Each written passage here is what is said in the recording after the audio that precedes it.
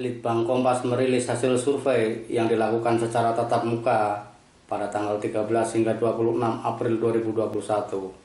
Sebanyak 1.200 responden dipilih secara acak di 34 provinsi.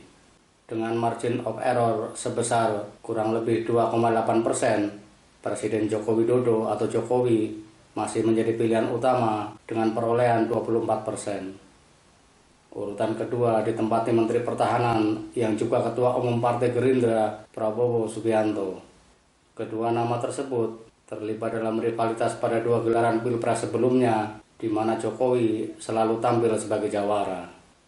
Gubernur DKI Jakarta Anies Baswedan menempati posisi ketiga dengan raihan 10%, disusul Gubernur Jawa Tengah Ganjar Pranowo 7%, serta Menteri Pariwisata dan Ekonomi Kreatif yang juga Cawapres 2019 Sandiaga Salahuddin Uno dengan perolehan 4%. Hasil survei tersebut tidak berbeda jauh dengan hasil survei lembaga lain yang dirilis sebelumnya.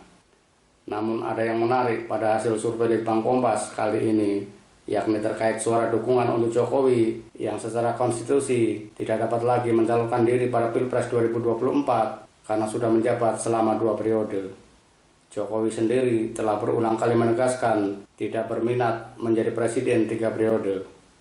Hal itu didukung dengan pernyataan Ketua Umum PDI Perjuangan Megawati Soekarno Putri yang menolak wacana amandemen Undang-Undang Dasar 1945 sebagai jalan mengubah masa jabatan presiden. Nah, kepada 24% responden yang memilih Jokowi, Litbang Kompas menanyakan kembali siapa yang akan mereka pilih jika Jokowi tidak dapat mencalonkan diri di Pilpres 2024. Jawabannya cukup mengejutkan karena sebanyak 2% ternyata memilih Anies Baswedan. Benar, perolehan suara untuk Anies dari responden pemilih Jokowi masih di bawah Prabowo yang mendapat 5% dan Ganjar 3%. Namun jika melihat konstelasi politik dalam 2 tahun terakhir, di mana Anies selalu dihadap-hadapkan dengan Jokowi, perolehan suara tersebut menjadi luar biasa.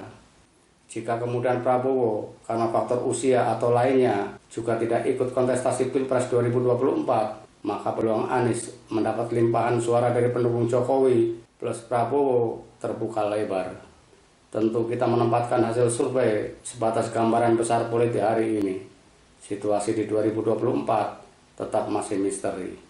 Tetapi seperti dikatakan politikus senior PDIP, Hendrawan Supratikno, survei Litbang Kompas bisa menjadi penunjuk peta ke depan, di mana isu politik masih di rel yang sama dengan yang ada saat ini.